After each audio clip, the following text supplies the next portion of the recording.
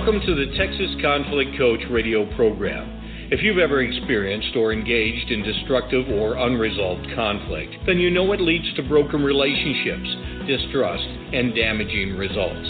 Our program will help you manage and resolve conflict effectively with strategies, valuable resources, and support. Since 2009, our radio program hosted guest experts from around the globe sharing their perspectives, experiences, and expertise while giving you food for thought. If you can't listen live, then download and listen to any of our 300-plus podcasts in our library at texasconflictcoach.com. So sit back, relax, or join the conversation every Tuesday evening, or tweet us at TXConflictCoach.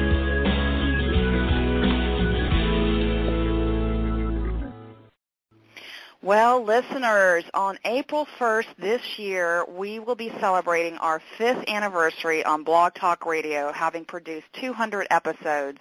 And as you know, the Texas Conflict Coach radio program's mission is to raise awareness and educate you and our communities about conflict resolution and peace building. And in doing so, we are now collaborating with Mediation Station in Toronto, Canada, to encourage deeper understanding through meaningful talk and deeper listening when we find ourselves in conflict.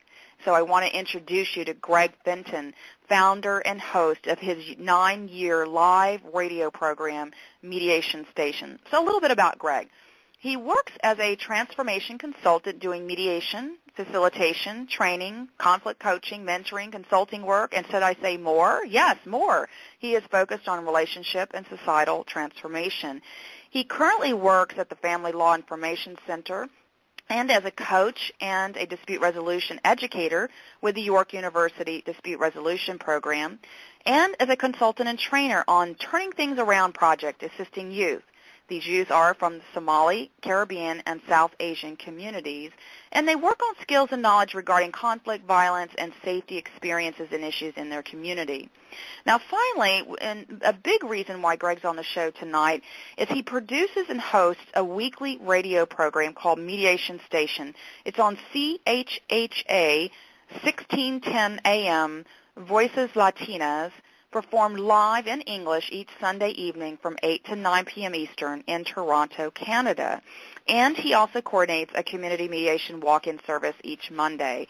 Gregg utilizes his extensive experience as a mediator and case manager to provide high-quality services using a compassionate approach. Now, you can find Gregg at his email, and I'm going to give you an email and a web address. His email is Gregg, G-R-E-G-G-F, like in Frank, at primus.ca for Canada, or you can also visit his past podcast programs at pcrtoronto.org. Now, we do have guests in our chat room. We encourage you to leave comments or questions in the chat room. We'll bring that in, so thank you for joining us. Gregg, welcome to our program. Good evening. Hi. Thanks, Patty. Appreciate it. Well, you're welcome, and, congratulations on your 9-year anniversary. I can't even imagine doing this for 9 years. I'm just now celebrating 5 years, but 9 years last month for you producing and hosting this. So congratulations on that. Thanks very much. I appreciate it. I didn't know it would actually go this long, but it has, and it will continue. Well, and we're going to talk about that, too, because we want our listeners to know about you and to know about your resources and the work you do. And so, you did have an anniversary show on February 16th, and I guess the first question I have for you is, what's been the most revealing to you in doing these shows over the last 9 years? In terms of doing the shows, I would say that there's always a new thing or a new piece that can be shared with regard to people and their lived experiences. That is one of the intentions or purposes of the radio program itself, is to bring to light about resources and stories and narrative of individuals and situations that could be helpful for others to be a motivation for. So, there's always something new and different, and I look forward to that each week on the program. So say a little bit more then about, because a lot of folks will be hearing this for the first time, and we have people who listen all over the world, and a number of people from Canada. They might be just even hearing about Mediation Station for the first time. So your mission, you said one of your purposes is to kind of bring into light sharing stories and resources. So say more about your mission and really what motivated you to get started, and so let's go from there. Okay, so Mediation Station first went on the air on February 13th, 2005, and its purpose is part of educating and informing the community. It's an English language program that's on a predominantly Spanish language radio station, though it's multilingual because there's other programming from other languages in the evening. So during the day it's all Spanish. In the evening, it's English from 8 to 9, 9 to 10 is Portuguese, 10 to 11 is Tagalog for the Filipino community, and 11 to 12 is Italian. And I do an English language program. It started off once a month for the first year, and then the second year it went twice a month. And then by the second, 3.5 years into it, it went into a weekly format. And the intention is to really provide resources and information about situations that, affect our relationships in the community, whether it's in the family, our neighborhood, the workplace, and provide resources or access to information that individuals as listeners can benefit from or know of someone else who could benefit from and utilize. And also, it's to provide people with, basically it's on a social change aspect. So I look forward to a change aspect as part of my whole practice and my belief, and not into a justice approach where it's more evaluative of right or wrong and judgmental. So change is constant. And so individuals come on the program, we talk a bit about them and what their struggles have been, because usually people do have struggles, and the intention is to have individuals who have come from a point of difficulty or challenge and then have persevered and overcome and enlighten themselves, enhance their lives, and become role models for others. So they become an impetus for others who are listening.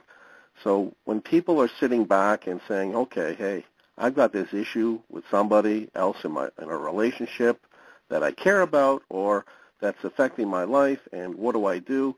Hey, okay, there's this person. They've gone through a struggle or a difficulty, and all right, so they've done something, and they've worked on it, and hey, if they can do it, then maybe I can do it.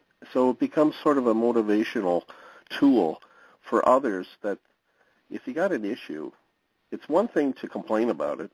It's another to take it to another level and actually do something about it. So getting actively involved in creating the change that is constant in our lives is so much more powerful and meaningful, and that's really the intention overall of the program. So you said something I wanted to clarify, and that is your guest. Your guests are, you have it as Mediation Station, but your guest, it sounds like, comes from all walks of life. Is that right? Yes. Mediation Station. So yeah, it's a play on words. Obviously, it's about conflict. It's about change, and it's all related. So I have a broad view of struggle, change, challenge, and issues, and getting that kind of context out there. So there are professionals. I mean, yourself, you were on the program in early January of this year, and other individuals. There's arbitrators, there's family judges, there's lawyers, there's individuals who work in the community development field. All these kinds of individuals come on, and a lot of times, they're practitioners, and going deeper into their story, and like, what was the roots of, why did you become what you are now?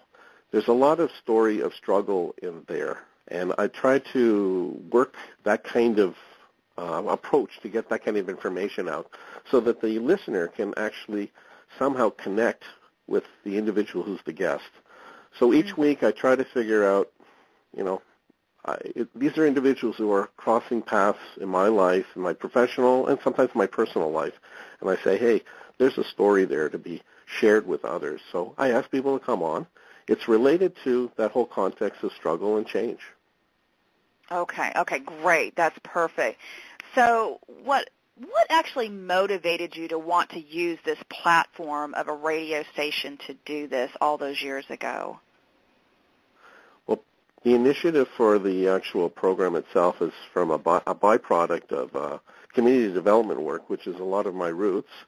I was with a not-for-profit agency, and from doing outreach, I had a couple of individuals who were part of that. There was an intern from overseas in Spain, and then there was a staff member who were doing outreach in the Spanish-speaking community, because that was part of the focus of the project, was to reach out to different language groups in the community to educate them about options with regard to ways of dealing with their conflicts or struggles, and also to recruit individuals from those communities to become actively involved as community mediators. So it was to enhance the pool that I was providing, overseeing a program. I was director of a community transformation program, and we had, in the community that we were directly involved as part of Toronto, there's 100 different nationalities that speak over 120 dialects, and it's so diversity is critical as part of that. So that was part of the original thing. They did outreach. They connected with this new program that was coming up. It was a byproduct, too, of a community center, the radio itself, and it was just going first on the air late November 2004. And then they asked us to come in and do an interview in Spanish for 10 minutes on conflict and mediation, help educate, inform the community, and then they asked to come back for a further, deeper conversation for half an hour in Spanish. And then from that, they asked actually to get an English language version, a more comprehensive weekly radio program. And at that time, I had no experience with radio at all. And I said, no, I can't do that because I have no background, I have no training, and that would take a very intensive amount of focus to do this on a weekly, especially when you haven't done it at all, and you really don't know what you're going to do, and you don't know how to do it. So I just made a commitment to do it once a month, and then I said, okay, let's see what happens. So that's why I did the first year once a month with a co-host, a colleague from my work, Brian, who stayed with me for the first 3.5 years, and then we gravitated to twice a month in the second year, and then Brian left in May of 2007. He moved out west with his family, and I said, okay, this is the time where I'm ready to do it on a weekly basis, and I did. I had built my capacity, my confidence level, and at the beginning I was just so nervous to do this and not feeling comfortable how I could communicate and effectively say what I wanted to say and be in the moment. And I relate a lot of what we do as part of being hosts on the radio, and I think it may be similar for you, that it's very similar to the process that we work. We have to be in the moment. We have to be connected and mindful of every moment that goes on, and be able to deal with it and adapt to those moments. So, you got to be quick on your feet at times, because the unexpected happens on live blog or live radio. Yeah, absolutely, it does. And I like what you said about being fully present, and really being present meaning listening, and really listening in a deeper way, when you're talking with your guests. And like you said, you do.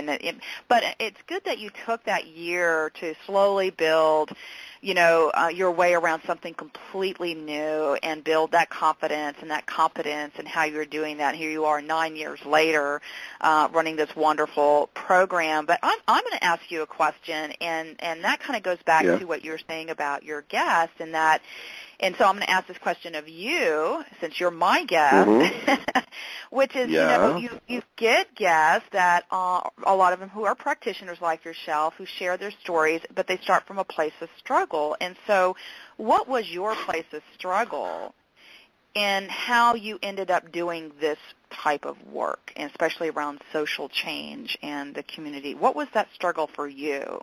And that, I don't know, that could have started when you were a child. Who knows? But what was that struggle for you? Yeah, you're good to identify that and then connect it back to me, because that's really where it took its roots in my teen years. And I was somebody who went through a lot of lived experience as part of a family that had a lot of issues in itself. And I always felt as a part of that family that I struggled, and I didn't know what to do and deal with things, and I felt different and excluded and didn't feel confident, and I had a number of issues within myself. I wasn't the best in controlling my anger and my feelings and communicating those and my confidence level. So I went on a road or a journey to, just exercise my individuality and reinforce that over time and build my confidence level. Of course, it's taken eons to do that, and it actually is a continuing process because it never ends as far as I can see and believe.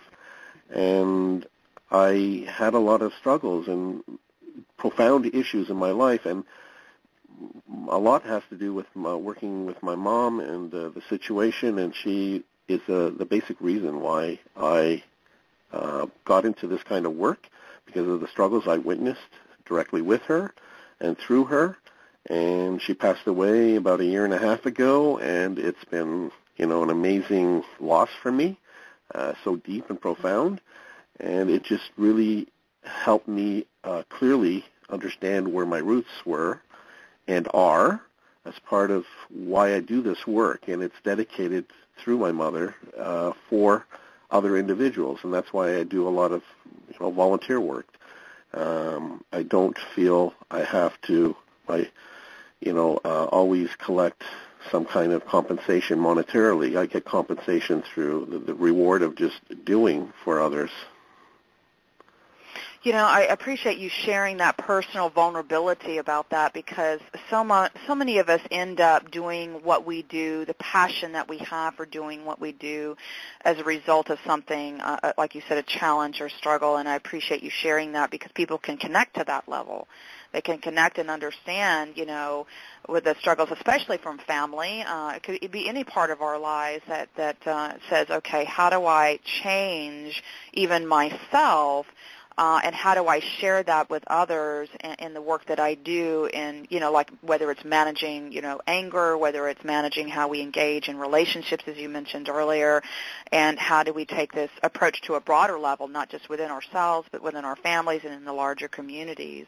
I wanted to take a few moments right quick to let listeners know that they are tuned into the Texas Conflict Coach Blog Talk Radio program, and we are talking with Gregg Fenten. He's the founder and host of Mediation Station in Toronto, Canada, and so we've been talking a little bit about his background and his 9-year longevity in hosting and founding the Mediation Station, and talking a little bit about his roots and what motivated him to really do this work in general, and his ongoing work. And so, you talk a lot about, in our past conversations, the work I've seen on your website, things of that nature, you've talked about taking a compassionate approach. And so what does that mean for someone in conflict who engages with you? What does it mean to take a compassionate approach?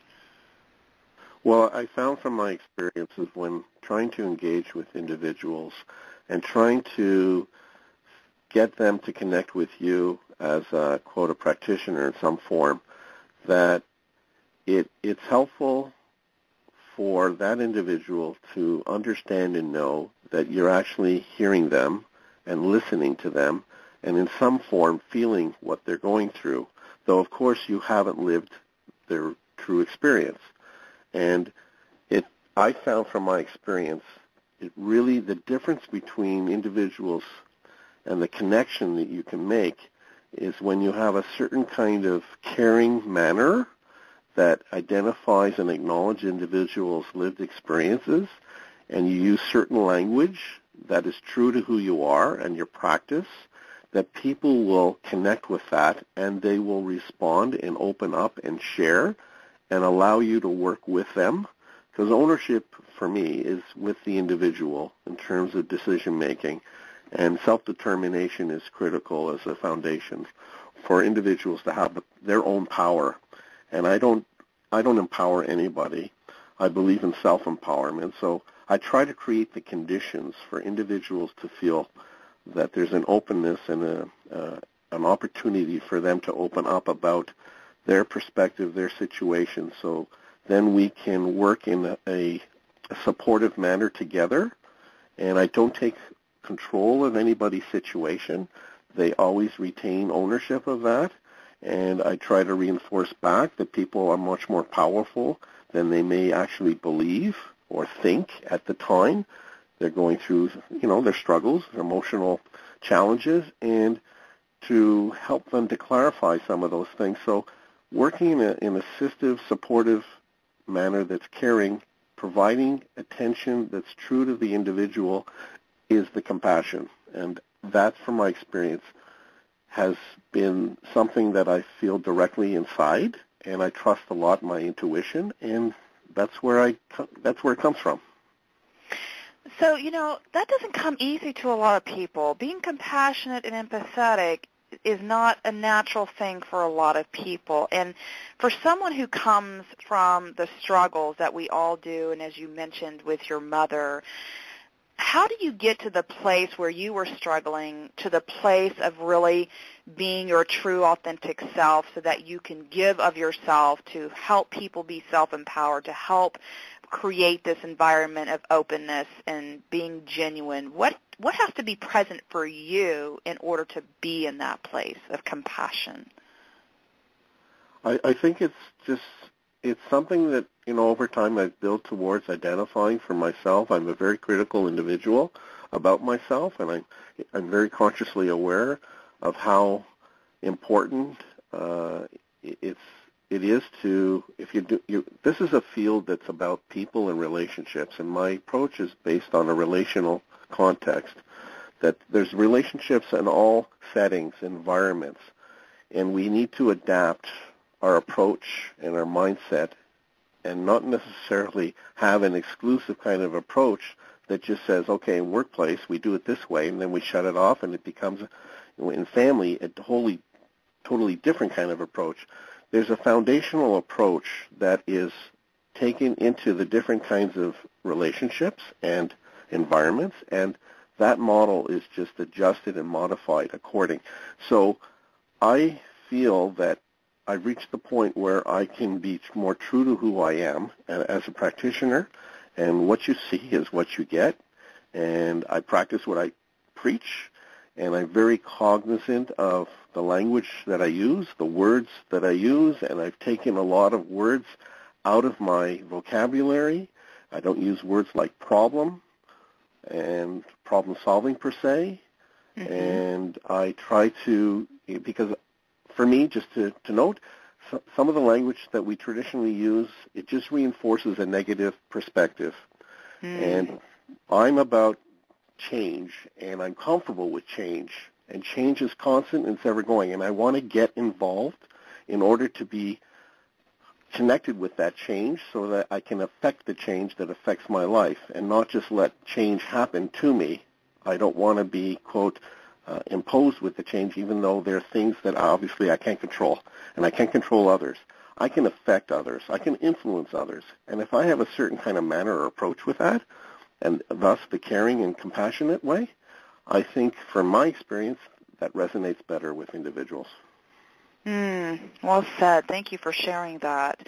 I think to do the work that we do, it really takes being in that very space of being, one, truly authentic to ourselves and who we are from wherever we came from, and being in that place of compassion and empathy because we've been there, and how do we translate that not only for ourselves but for the people that we work with in whatever capacity that might be, because you work in a variety of capacities. And in fact, one of those is working with youth, because it sounds like one of the passionate projects you're working on is turning things around. So share with us what is empowering to you about doing this work with turning things around? What exactly are you doing in this project? So I was contracted by a not-for-profit agency, an organization in North Toronto that has a community that's centered in a community that has a lot of different groups that are struggling as part of issues of violence and safety, and they are really trying to engage directly those communities with skills and knowledge that can help transform their lives through their individual lives, that thus can touch their center or their circle of care and caring. So it's to recruit youth from the particular groups, focus groups, the Somali, Caribbean, and South Asian, and 15 to 24, male and female, and ask them to get involved in a series of workshops on different topics that were related and self-determined by them, basically, because I started off with a dialogue session. I broke it up 15 to 18 and then 19 to 24 because there's a different level of sophistication amongst the 15 to 24-year-olds. And the two groups is sort of like a focus group, and I gave a questionnaire on conflict, and from that I identified 5 different theme areas: change and conflict, safety and violence, choices and decision-making, difference and identity, and then the last one is on communication and mediation. And it's to build their capacities in a gradual step. And they've done the 4th of the 5, and they have the 5th one coming up in April. And then actually the organization, Delta, has sought funding from the City of Toronto to go for a second-year proposal. And basically I provided some concepts, some ideas on how to try to elevate the process, utilizing some of the skills and the youth from the first year, and they can go out and be mentors for other youth. They're going to do some presentations with the police officers because historically there's been a lot of dysfunctional relationships involving these particular youth with the police, lack of trust, and it's all part of building the individual's capacity, then the community's capacity, and then the broader community's capacity, and to effect a systemic change, positive change. Okay, and so you've been doing this for a couple of years now? Well, the project actually started in September, and I have a basis of doing community development work for the last 16 years. So I'm very interested in taking situations and seeing how to create some positive change. So developing some ideas, some concepts, then designing some kind of project or program or proposal, and then implementing that, putting it into reality and making it happen. And that's where I get my true joy, is through that whole journey of creating change. So what does that mean, this passion that you have for community development, social change, building these capacities? How does that connect to Mediation Station and the next level that you want to take what you do after 9 years on your radio station? Well, these are all means or steps that are part of the different ways of trying to connect with the community. So whether it's directly doing project work or having this voice on the radio, and I can present information. So like even with the project, Turning Things Around, I've dedicated one show for 4 months. So January, February, March, and April. There's one coming up on the 23rd of March where I have youth from the project come on the air, talk about themselves, talk about who they are and why they got involved with the project, what the project means to them, and what are the issues that they're experiencing, and use this as a means for them to help develop themselves. So these are all different tools. Even the community mediation walk-in service on Monday, which is a volunteer thing, it's the same at the community center where the radio Voces Latinas is located. These are all different strategies on trying to be creative and connecting with community in different ways, because community, not everybody's the same. We're all individuals, so you can't just say, hey, this is going to work for everybody if you try this. So being adaptable and open. So creative as well. Yeah. And creative as well, yeah, definitely. Yeah, for sure. Well, I'm glad that you're going to have them. You said that they're going to be on your program, so it'd be this Sunday coming up. Let's see. Yeah, that's the 23rd. That's right. Yeah, so they'll be up and talking about that. So one of the things, one of the last questions we'll talk about, and just so people understand that you have these live programs on Sunday, but they are recorded and are available for listening as a podcast on that earlier website I gave at pcrtoronto.org. Is that right? Yes, that's right. That's a friend, a colleague who is actually a woman who approached me a number of years ago when I was at the agency, and she just wanted to create a network sort of dealing with conflict and issues in the community and be a resource. So she has a website called officially Toronto Resource Center for Peaceful Conflict Resolution, short form, pcrtoronto.org. And I record the audio. I send it over to her, and she uploads it onto her website, and there's a web page there. And people can access at any time past shows if they've missed and listen to whatever topic area, because I always give it a topic name each week with a guest, and they can connect with the different areas that I focused on. And, it's endless, that's the possibilities. As long as you keep your mind and your sense of openness, there's a lot of possibilities. I'd like to elevate it to a video aspect. So, I do the program as a volunteer, and I believe that's how you do your thing too. And Absolutely. I depend on another volunteer to operate the boards at the radio program. So it takes a lot of dedication and commitment to get the volunteer to do that. And then if I want to do the video aspect, I got to get another volunteer, and I haven't been able to get that because the person would have to function the camera, and the radio station itself, Voces Latinas, has a YouTube channel, and so they're open to recording the video and then sending it over, and then people can get a different connection for the program itself. Yeah. Oh, that would be wonderful if you had a chance to do that. Yeah, that would be awesome to be able to have that visual component. Yeah, I just have to learn how to comb my hair, right? Right. Well, and you're right. We, the passion that we have for educating the community in however the community is defined, for the listener, and it could be a small community, your immediate family, your neighbors, or it could be the larger community. And so we do this as volunteers. I use interns. You use other volunteers there at the Community Mediation Center or there at the Voices Latina, and and so all of this is run with no revenue generating, volunteers, people who are passionate about helping and making sure that people are getting connected to those resources, to those people, to those links, to those skills, to whatever it is that they're talking about. And one of the reasons that we have this program today is, last year you approached me. I didn't even know that you existed, so I'm glad that you did. And so what do you want listeners to know about our joint effort and what we're hoping to achieve in our, supporting each other in the work that we do? Well, one is to create a relationship. I'm into relationships, so one is to connect, and then to also build a relationship with people who are of shared perspective.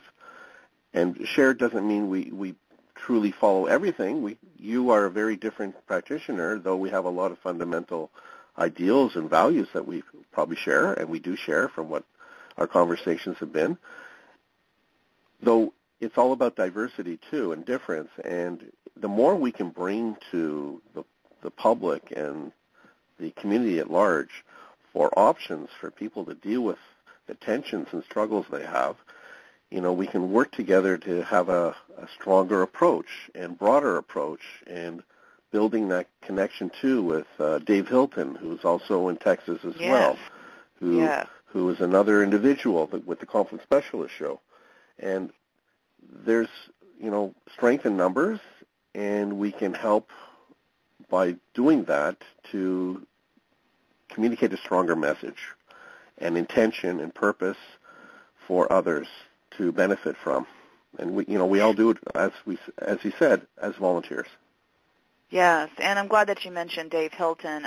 He's been on your show. In fact, he was on your show this past Sunday, and he's been on mine, and I've been on his. And so folks, not only will you be able to find Gregg Fenten's information on his program page at texasconflictcoach.com for this specific episode, but we've now set up a supporters program associates page that has all the information you need for how you dial into Gregg's show in Canada, how you can listen to him live on the computer, how you can download his podcast. You got his lovely picture there so you can see what he looks like, and you'll be able to listen, with the mic up, your big old microphone, and so it's great pictures that people can connect with you on that way. And I'm so honored that, we're doing this, that we are, because sometimes, when you're in your field, and people are like, and here we are in the conflict resolution peace building field, and then it becomes, well, it's not about being competitors, it's how do we collaborate,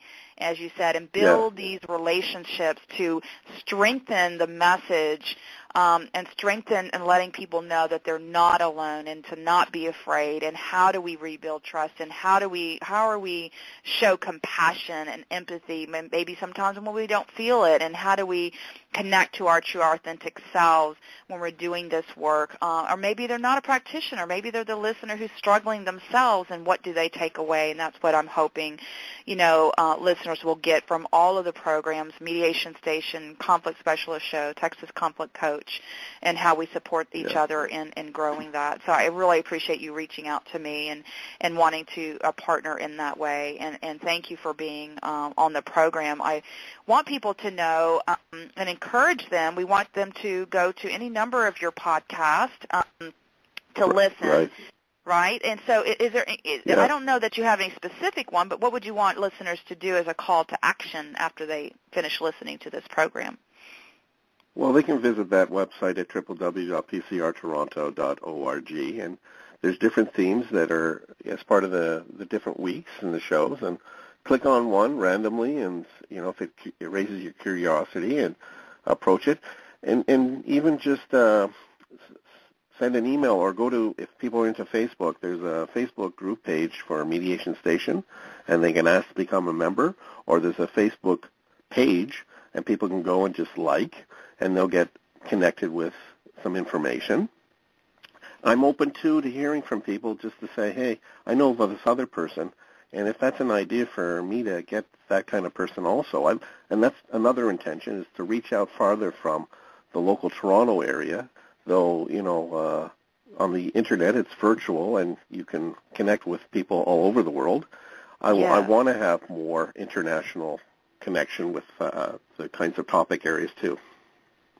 Now, they can email you at Gregg, G-R-E-G-G-F, like in Frank or Fenton, your last name, at Primus, Primus.ca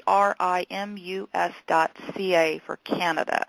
And and then, of course, like you said, now they can also like you on Facebook, visit you at the PCRToronto.org. Is there a question that I didn't ask you that you wanted me to ask you that you want listeners to know about? Not necessarily. I think you're a very thorough person. You're very professional, and I really like your manner and approach, and that's why I feel a strong bond with you. So I feel it's important just for people to figure, if you have a struggle or an issue or concern with something in a relationship, no matter where it is or what it's about, that you try to find somebody that you can feel confident in at some level, and just have a conversation with them and then see what the possibilities are. You don't have to necessarily hire a, quote, professional mediator. Not everything has to go to that level. So we all practice in different ways, our approaches, and I just say try and do something about it, because otherwise things will affect you and just keep being reinforced, and it won't be as positive as you want. Well, wonderful, and that's a nice way to end the program. I thank you so much for being on the Texas Conflict Coach, for being vulnerable, for being authentic, and sharing your story and the struggle of where it got you to this place that you're at in this life, and for reaching out to me to build this new relationship and expand your community. So thank you very much for doing that and for being on the program tonight.